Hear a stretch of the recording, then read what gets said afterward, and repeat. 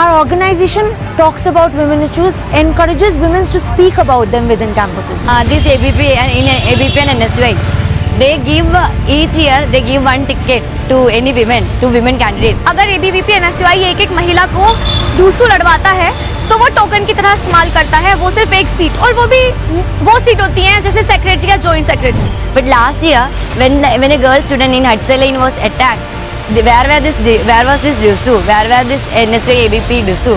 They didn't even care about to do anything.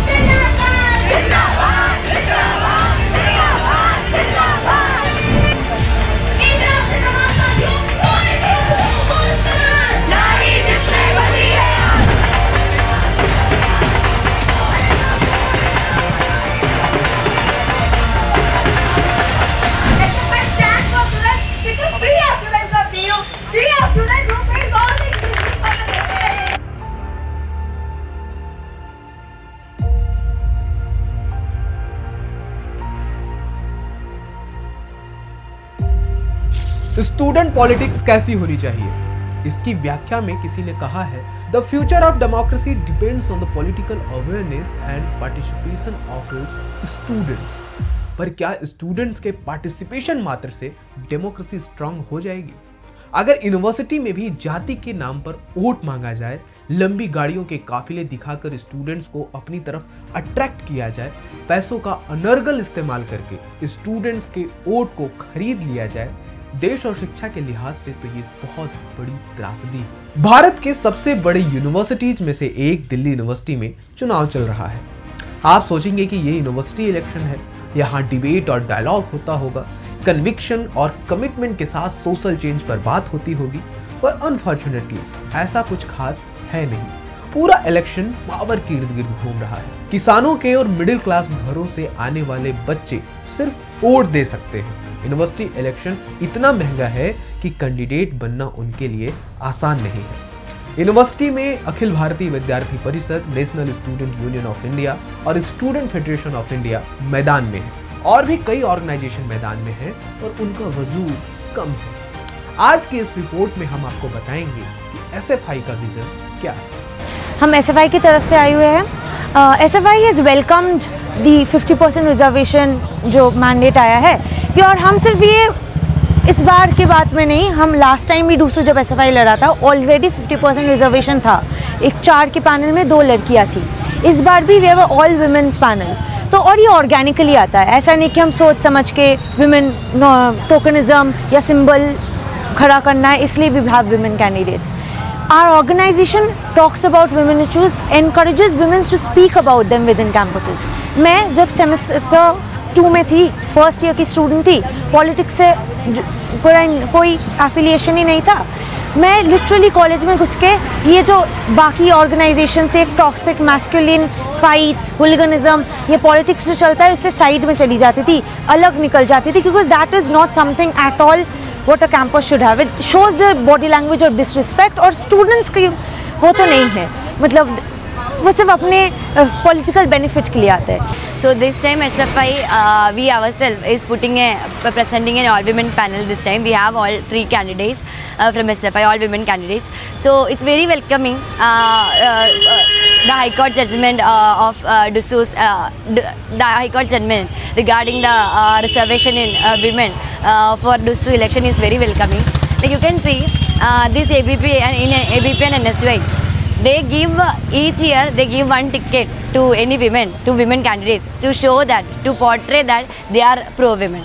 But last year, when a girl student in Hatsaline was attacked, where was this DUSU? Where were this NSY ABP DUSU?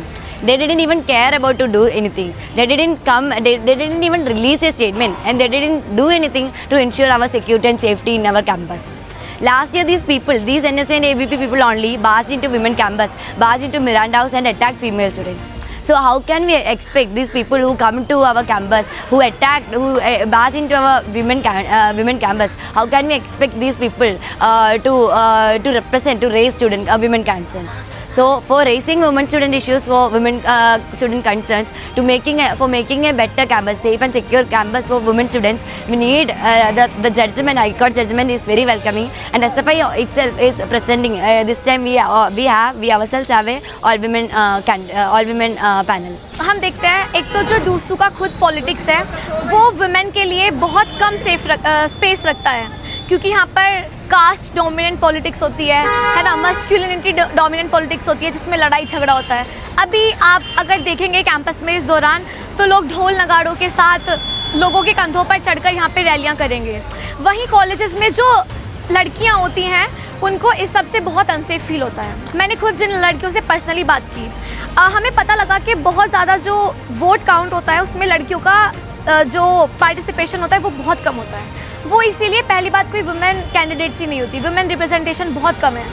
तो अगर women का representation बढ़ेगा, क्योंकि देखो अगर ABVP NSUI एक एक महिला को डूसू लड़वाता है तो वो टोकन की तरह इस्तेमाल करता है, वो सिर्फ एक सीट, और वो भी वो सीट होती हैं जैसे सेक्रेटरी या जॉइंट सेक्रेटरी।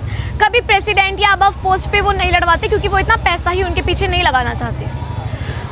हमारा इस बार SFI का ऑल विमेन पैनल है, सब औरतें कंटेस्ट कर रही हैं इस मसल और गुंडा पॉलिटिक्स के खिलाफ, क्योंकि ये बहुत ज़्यादा लोगों पर हावी होते हैं, गुंडागर्दी करते हैं।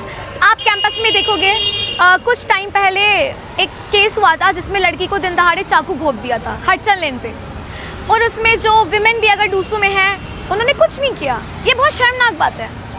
इसकी वजह से विमेन और ज़्यादा अनसेफ फील करती है, और बहुत सारे खैर विमेन कॉलेज है जिसमें विमेन को वोटिंग राइट ही नहीं है। मतलब ये हम आज 21st सेंचुरी की बात कर रहे हैं, एक DU जैसी यूनिवर्सिटी जहाँ विमेन कॉलेज को वोटिंग राइट ही नहीं है डूसू में, कि वो क्या ही पार्टिसिपेशन रखेंगी अपना, ना ही उनके कैंडिडेट्स वहाँ जाकर जैसे मिरांडा फॉर एग्जांपल एक वुमेन कॉलेज है जो प्रेसिडेंशियल डिबेट कराता है, तो जो बाकी ऑर्गेनाइजेशन है ABVP NSUI उनके लोग वहाँ जाते तक नहीं हैं, अपना कैंडिडेट्स नहीं भेजते। गुंडागर्दी वो करेंगे लेकिन उनसे जाके बात नहीं करेंगे, क्योंकि उनको लगता ही नहीं है कि हम वुमेन से बात करें। तो इसलिए ये डिसीजन अभी लागू होना चाहिए, 50% रिजर्वेशन ज़रूर होना चाहिए ताकि विमेन का रिप्रेजेंटेशन बढ़े, और जो कॉलेज में लड़कियां हैं, यूनिवर्सिटी में लड़कियां हैं, उनको ये और ज़्यादा स्ट्रॉन्ग मैसेज मिले कि आपका वोट मैटर करता है।